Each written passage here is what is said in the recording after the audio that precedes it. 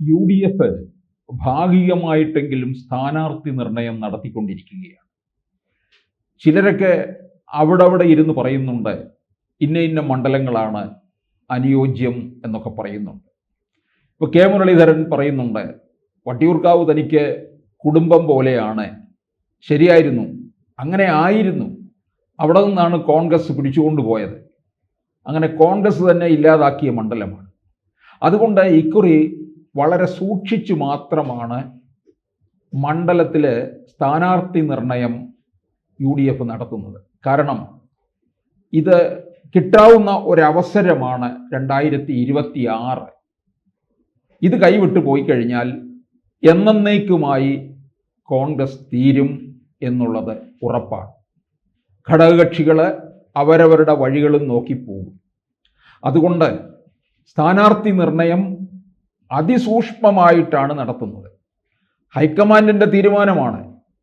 KC വേണുഗോപാലും PD സതീശനും രമേശ് ചെന്നിത്തലയും ഇരുന്ന് കാര്യങ്ങൾ നിർണയിച്ചു പോവുകയായിരിക്കും ചെയ്യുന്നത്. UDFനെ സംബന്ധിച്ചിടത്തോളം കേരളത്തിൽ എത്ര LDF തരംഗം ഉണ്ടായിട്ടുള്ള വേളയിലും ഇവർക്ക് എപ്പോഴും ഏതെങ്കിലും ഒരു ഭാഗത്ത് പച്ചത്തുരുത്തുണ്ടാകും. അതിലൊന്നാണ് എറണാകുളം ജില്ല. അവിടെ ഒരു ക്രൈസ്തവ മേഖല കൂടിയാണ് എറണാകുളം ജില്ല. കൂടാതെ നഗര കേന്ദ്രീകൃതമായിട്ടുള്ള ഇടമാണ്. എപ്പോഴും UDFന് അനുകൂലമായ സാഹചര്യമാണ് അവിടെ ഉണ്ടായിട്ടുള്ളത്. അതുകൊണ്ട് തന്നെ പലപ്പോഴും അവിടെയും സ്ഥാനാർത്ഥി നിർണയം നടത്തുന്നത് വളരെ സൂക്ഷിച്ചു മാത്രമായിരിക്കും. ചില സമയത്തൊക്കെ UDFനെ പോലും ഞെട്ടിപ്പിച്ചുകൊണ്ട് LDFന്റെ വിജയം ഉണ്ടായിട്ടുള്ള സമയങ്ങളൊക്കെ ഉണ്ട്. ഇപ്പോൾ സാനു മാസ്റ്റർ വിജയിച്ചിട്ടുള്ള സമയം, അതുപോലെ തന്നെ സെബാസ്റ്റ്യൻ പോള്. അപ്പോൾ ഇവിടെ ഇപ്പോൾ എറണാകുളം ജില്ലയിലെ തൃപ്പൂണിത്തുറ, അത് 2016 കെ ബാബുവിനെ സ്വരാജ് പരാജയപ്പെടുത്തുകയുണ്ടായി.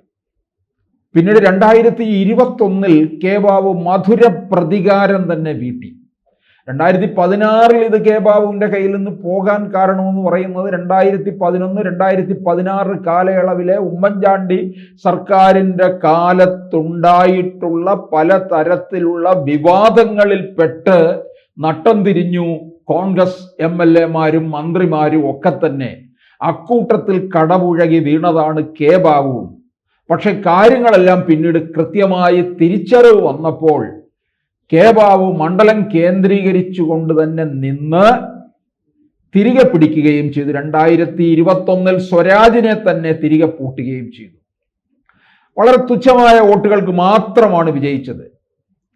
അങ്ങനെ 2026 വരുമ്പോൾ കെ ബാബു മത്സരരംഗത്ത് ഇനിയും തൽക്കാലം ഉണ്ടാകത്തില്ല. തൽക്കാലമെന്നല്ല, മത്സരരംഗത്ത് നിന്ന് അദ്ദേഹം പിന്മാറും. ആരോഗ്യ പ്രശ്നങ്ങളും ഒക്കെ ഉണ്ട്. അപ്പോൾ UDF ആരെയായിരിക്കും, കോൺഗ്രസ് ആരെയായിരിക്കും തേടുന്നത് എന്നുള്ള ഒരു ചോദ്യം ഉയരുന്നുണ്ട്.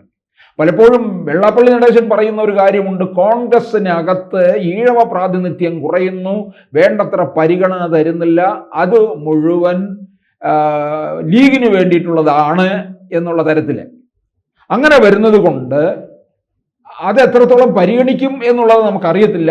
ഇവിടെ ഇപ്പോൾ തൃപ്പൂണിത്തുറ മണ്ഡലത്തിൽ ഉയരുന്ന പേര് രമേശ് പിഷാരടിയുടെ പേരാണ്. നടൻ, സംവിധായകൻ, മിമിക്രി കലാകാരൻ എന്നീ നിലകളിലൊക്കെ കേരളത്തിൽ അറിയപ്പെടുന്ന രമേശ് പിഷാരടി LDFന്റെ പല ചെയ്തികൾക്കുമെതിരെയൊക്കെ നിശിതമായ തരത്തിലുള്ള ഫേസ്ബുക്ക് പോസ്റ്റും ഒക്കെ ഇട്ട് ശ്രദ്ധേയനുമാകാറുണ്ട്. രമേശ് പിഷാരടിയെ തൃപ്പൂണിത്തുറ മണ്ഡലത്തിലേക്ക് കൊണ്ടുവരാനുള്ള ഒരു ശ്രമമാണ് നടത്തുന്നത്. രമേശ് പിഷാരടി തൃപ്പൂണിത്തുറയിൽ കോൺഗ്രസുമായിട്ട് ആഭിമുഖ്യം പുലർത്തുന്ന ഒരാളാണ്. തൻ്റെ രാഷ്ട്രീയം തന്നെ പലപ്പോഴും അദ്ദേഹം തുറന്നു പറയുകയും ചെയ്തിട്ടുണ്ട്. കെ ബാബു എന്ന് പറയുന്നത് തൃപ്പൂണിത്തുറയിൽ സുസമ്മതനായിട്ടുള്ള ഒരു നേതാവായിരുന്നു. അദ്ദേഹം 1/4 നൂറ്റാണ്ടോളമായി മണ്ഡലത്തിൽ ഉണ്ട്. 2016 ഈ ഒരു തോൽവി സംഭവിച്ചതെന്നുള്ളതാണ്. തൃപ്പൂണിത്തുറയിൽ മറ്റു പല കോൺഗ്രസ് നേതാക്കന്മാരുമുണ്ട്. അതിലെ പ്രധാനിയായിട്ടുള്ള ഒരാൾ രമേശ് പിഷാരടിയുടെ പേരിനേക്കാൾ മുന്നേ ഉയർന്ന് കേൾക്കുന്നത് രാജു പി നായരുടെ പേരാണ്. ചാനൽ ചർച്ചകളിലൊക്കെ കോൺഗ്രസ് വക്താവായിരിക്കുന്നു, കോൺഗ്രസിന്റെ മുഖമാണ്. രാഹുലും ഗാന്ധിയും പ്രിയങ്ക ഗാന്ധിയുമായിട്ടുള്ള ഒരു അടുപ്പമുണ്ട്. മണ്ഡലത്തിൽ പ്രത്യേകിച്ച് പരിചയപ്പെടുത്തേണ്ട ഒരു ആവശ്യം ഇല്ല എന്നുള്ളതാണ്. അപ്പോൾ ആ രാജു പി നായരിനെ കടത്തിവെട്ടിക്കൊണ്ടാണോ രമേശ് പിഷാരടിയിലേക്ക് പോകുന്നത് എന്ന സംശയമുണ്ട്. നമുക്കറിയാം LDFിലാണ്, CPMകാരാണ് ഈ കൂടുതൽ ഈ കലാകാരന്മാരെയും എഴുത്തുകാരെയും നടന്മാരെയും ഒക്കെ തന്നെ ചില ഇടങ്ങളിലേക്ക് കൊണ്ടുപോയി മണ്ഡലം പിടിച്ചെടുക്കാൻ ശ്രമിക്കുന്നത്. അവർക്ക് അതിനകത്ത് ജയവും പരാജയവും ഒക്കെ ഉണ്ടായിട്ടുണ്ട്. ചാലക്കുടിയിലെ ഇന്നസെന്റിനെ MP സ്ഥാനത്ത് മത്സരിപ്പിച്ച് വിജയിപ്പിച്ചു, തോൽക്കുകയും ചെയ്തിട്ടുണ്ട്. നടൻ മുരളി ആലപ്പുഴ പാർലമെന്റ് മണ്ഡലത്തിൽ മത്സരിച്ചു, പരാജയപ്പെട്ടു VM സുധീരനോട്. പിന്നീട് കടമ്മനിട്ട രാമകൃഷ്ണൻ ജയിക്കുകയും പരാജയപ്പെടുകയും ചെയ്തു. പരാജയപ്പെട്ടത് MV രാഘവനോടാണ്, ആറന്മുള മണ്ഡലത്തിൽ നിന്നാണ്. പിന്നീട് അതുപോലെ മുകേഷ് 2 തവണ വിജയിച്ചു. അവിടെ വലിയ അബദ്ധമാണ് പാർട്ടിക്ക് പറ്റിയത്. കൊല്ലത്ത് CPMന്റെ അടിത്തറ മുഴുവൻ ഇളക്കിക്കളഞ്ഞു. ജനപിന്തുണ മുഴുവൻ CPMന് നഷ്ടപ്പെടുന്ന ഒന്നാണ് അവിടെ ഉണ്ടായത്. അപ്പോൾ UDFും ഇതുപോലെ ചില ഇടങ്ങളിൽ അവര് കലാകാരൻ എന്നുള്ള രീതിയിൽ ചിലരെ ഇറക്കുന്നുണ്ട്. അത് ഇവർക്ക് തിരിച്ചടിയാകാതിരുന്നാൽ നന്നായിരിക്കും. കാരണം പാർട്ടിയിലുള്ളവരുടെ പിൻബലം അവർക്ക് എത്രത്തോളം ഉണ്ടെന്നറിയത്തില്ല. ഇപ്പൊ മുകേഷിന് തന്നെ കൊല്ലത്ത് CPMകാർ മുഴുവൻ മുകേഷിനെതിരായിട്ടാണ് നിൽക്കുന്നത്. ഇനി ഒരു അവസരം അദ്ദേഹത്തിന് ഇല്ല എന്നുള്ളതാണ്. 2016 2021 കൊടുത്തു.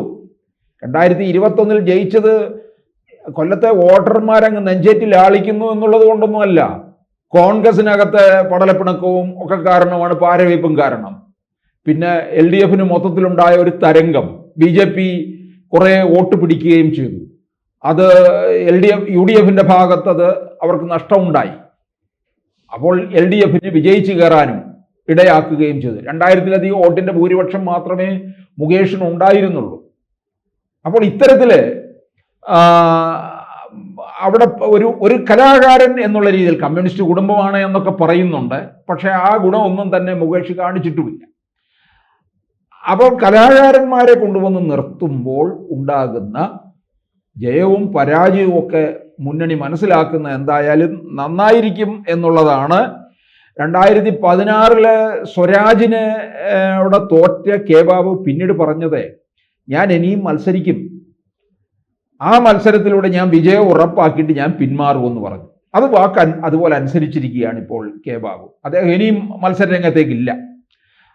അദ്ദേഹം അത്രത്തോളം ജനപ്രിയനായിരുന്നു. മണ്ഡലത്തിലെ വോട്ടർമാരുമായിട്ട് വളരെ അടുപ്പമുണ്ട്. വോട്ടർമാരെ സ്വാധീനിക്കാനായിട്ട് അദ്ദേഹത്തിന് കഴിയും. 2016 സ്വരാജിനുണ്ടായ വിജയം എന്ന് പറയുന്നത് ആ ഒരു LDF തരംഗം മാത്രമാണ്.